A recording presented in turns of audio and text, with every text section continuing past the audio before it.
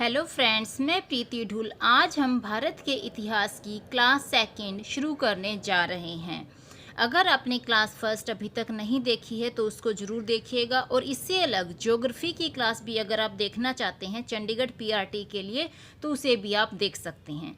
अब हम स्टार्ट करते हैं हमारी क्लास सेकंड भारत का इतिहास। जैन ग्रंथ भगवती सूत्र में महावीर स्वामी के जीवन तथा 16 महाजनपदों का वर्णन है। शुंग काल में पतंजलि ने पाणिनि की अष्टाध्यायी पर महाभाष्य लिखा। किसने?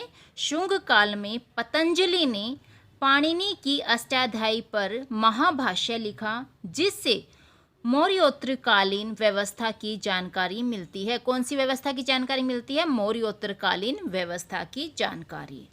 पतंजलि पुष्यमित्र शुंग के पुरोहित थे। पुरोहित यानी पंडित। कौन थे? पतंजलि थे पुष्यमित्र शुंग के पुरोहित।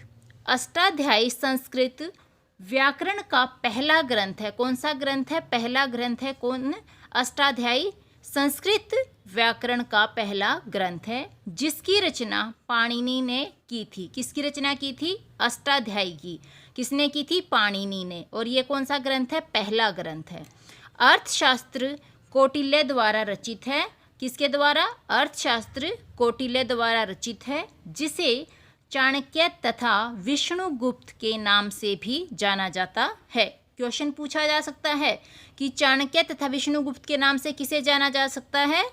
तो जो हमारा अर्थशास्त्र है इसे जाना जाता है, और ये कौटिल्य द्वारा रचित है। संस्कृत भाषा में ऐतिहासिक घटनाओं का क्रमबद्ध लेखन कल्हण ने किया है। किसने किया है? कल्हण ने किया है। किसका?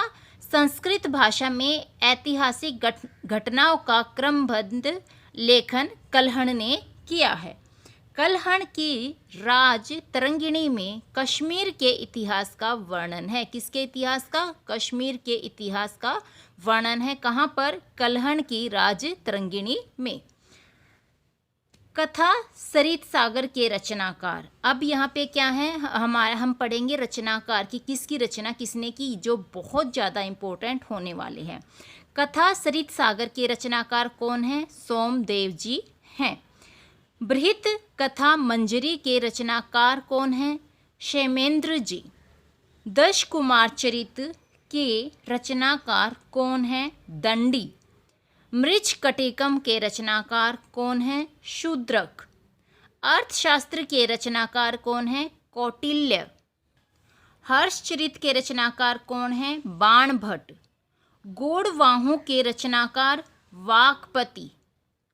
विक्रमांक देवचरित के रचनाकार कौन है? बिल्हण। रामचरित के रचनाकार कौन है?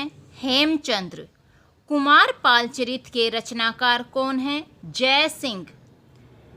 दयाश्रव काव्य के रचनाकार कौन है? हेमचंद्र। नव सहसांक चरित के रचनाकार कौन है? पदम गुप्त। पृथ्वीराज विजय के रचनाकार कौन है? जयानक।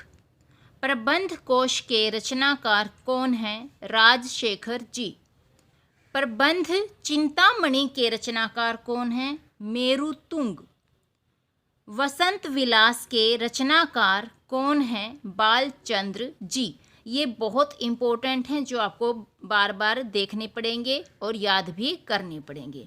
पुरातात्विक साक्ष्यों में अभिलेख, सिक्के, स्मारक या फिर कह सकते हो भवन, मूर्तियाँ तथा चित्रकला प्रमुख हैं। अभिलेखों के अध्ययन को पुरालेख शास्त्र कहा जाता है। अभिलेखों के अध्ययन को कहा जाता है, क्या कहा जाता है? पुरालेख शास्त्र। बोगजकोई अभिलेख, जिसे हम एशिया माइनर के नाम से जानते हैं, 1400 ईसा पूर्व का है। कौन सा? बोगजकोई अभिलेख 1400 ईसा पूर्व का है, जिससे आर्यों के ईरान से पूर्व की ओर आने का साक्ष्य मिलता है। महास्थान तथा साहगोरा के अभिलेख चंद्रगुप्त मौर्य के शासनकाल के हैं। क्वेश्चन पूछा जा सकता है कि कौन सा अभिलेख किसके शासनकाल का है? तो जो महास्थान और साहगोरा के अभिलेख हैं ये चंद्रगुप्त मौर्य के शासनकाल के हैं। साहगोरा अभिलेख में सूखा पीड़ित प्रजा को राहत देने की बात कही गई है। पूछा जा सकता है कि कौन से अभिलेख में सूखा पीड़ित प्रजा को राहत देने की बात कही गई है, तो हमें बताना पड़ेगा कि जो साहगोरा अभिलेख है इसमें ये बात कही गई है। महास्थान अभिलेख से चंद्रगुप्त मौर्य के समय के ग्रामीण प्रशासन की जानकारी मिलती है। किसमें? महास्थान अभिलेख से हमें ये जानकारी मिलती है। किस चीज़ की? चंद्रगुप्त मौर्य के समय के ग्रामीण प्रशासन की जानकारी हमें महास्थान अभिलेख के अंदर मिलती है। मास्की तथा गुर्जरा में स्थापित अभिलेखों में अशोक के नाम का स्पष्ट उल्लेख है। किसके नाम का? अशोक के नाम का। कहाँ पर? मास्की में और गुर्जरा में स्थापित जो अभिलेख हैं इनके अंदर अशोक के नाम का स्पष्ट उल्लेख है, यानी कि अशोक का यहाँ पर वर्णन किया गया है। नेतुर तथा उड्डेगोलम के अभिलेखों में भी अशोक के नाम का उल्लेख है, यानी कि यहाँ पर भी अशोक का वर्णन किया गया है। अशोक के अभिलेखों को सबसे पहले पढ़ने का श्रेय किसको जाता है? जेम्स प्रिंसेप को जाता है। मोस्ट इम्पोर्टेंट क्वेश्चन कि जो अशोक के अभिलेख हैं उसको सबसे पहले किसने पढ़ा, किसको इन्हें सबसे पहले पढ़ने का श्रेय जाता है? तो ये है हमारे जेम्स प्रिंसेप।